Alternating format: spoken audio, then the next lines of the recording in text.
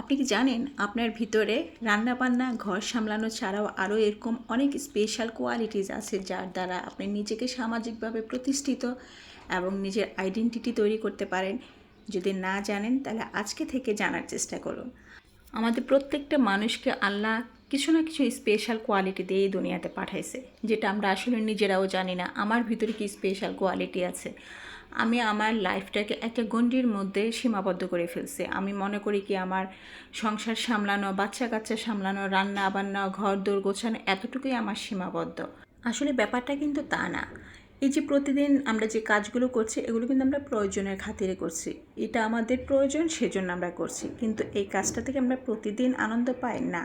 মাঝে মাঝে কিন্তু খুবই বিরক্ত লাগছে, কিন্তু তারপরও আমরা করছি কারণ এটা আমাদের প্রয়োজন। এর বাইরেও কিন্তু আমাদের ভিতরে কিছু স্পেশাল কোয়ালিটি আছে যেগুলো আসলে আমরা কখনো এক্সপ্লোর করার চেষ্টা করি নাই। যেমন আমাদের মধ্যে এমন অনেকেই আছে যারা খুব ভালো গান করে, আবার অনেকেই আছে খুব ভালো আঁকাআঁকি করে, পেন্টিং তৈরি করে, আবার অনেকেই সুন্দর সুন্দর ডিজাইন দিয়ে ড্রেস তৈরি করছে, কিংবা কারো হাতের রান্না খুব ভালো, অনেক মজা মজার রান্না তৈরি করতে পারতেছে। আবার কেউ কেউ আছে যখনই সময় পায় তখনই বসে হ্যান্ডমেড অর্নামেন্টস তৈরি করছে। এখন আসলে আমাকে, আপনাকে, আমাদের সবাইকে জানতে হবে আমার ভিতরে কোন হুনারটা আছে যার দ্বারা আমি নিজেকে নিজের পরিচয়ে প্রতিষ্ঠিত করতে পারি। এইটা সম্পূর্ণ আমাদের নিজেদের উপরেই ডিপেন্ড করে। এই যেমন ধরুন আমি আমার কথাই বলছি, আমি যেমন আমার সংসারের কাজ করার পরে যে অবসর সময়টা পাই ওই সময়টা আমি আমার ভালো লাগার কাজগুলো করতে কিন্তু ভীষণ পছন্দ করি। এতে কিন্তু আমার একটা মানসিক প্রশান্তি আসে, আর সময়টাও খুব সুন্দর কেটে যায়।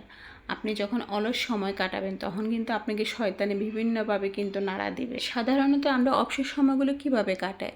হয় বসে বসে কারণ আমি গসিপ করি, নয়তো টেলিভিশন দেখি, নয়তো মোবাইল দেখি, আর নয়তো ঘুমিয়ে কাটাই। আমি কিন্তু আমার অবসর সময় এইভাবে কোনো না কোনো কাজ করে কাটাই। এই যে দেখছেন আমি এখন কিছু হাতের কাজ করছি। আমার মেয়ে যেমন ফ্যাশন ডিজাইনিং নিয়ে পড়াশোনা করছে, এটা হয়তো অনেকেই জানেন। তো সেই সুবাদে কিন্তু মেয়ের সাথে আমার এই ধরনের কাজগুলো প্রায় করা হয়। তো ওর যখনই ভার্সিটি থেকে কোনো সাবমিশন কিংবা কোনো কালেকশানের সময় আসে তখন আমি এইভাবে ওকে টুকটাক কাজে হেল্প করি। আর এই কাজগুলো করতেও কিন্তু আমার ভীষণ ভালো লাগে। আমি কিন্তু কোনো কাজে হাতে কলমে শিখি নাই, প্রতিটা জিনিসই কিন্তু আমার দেখে শেখা। ছোটোবেলা থেকে আমার একটা ভালো গুণ আছে, যেটা হলো গিয়ে আমার মধ্যে শেখার প্রবণতা অনেক বেশি।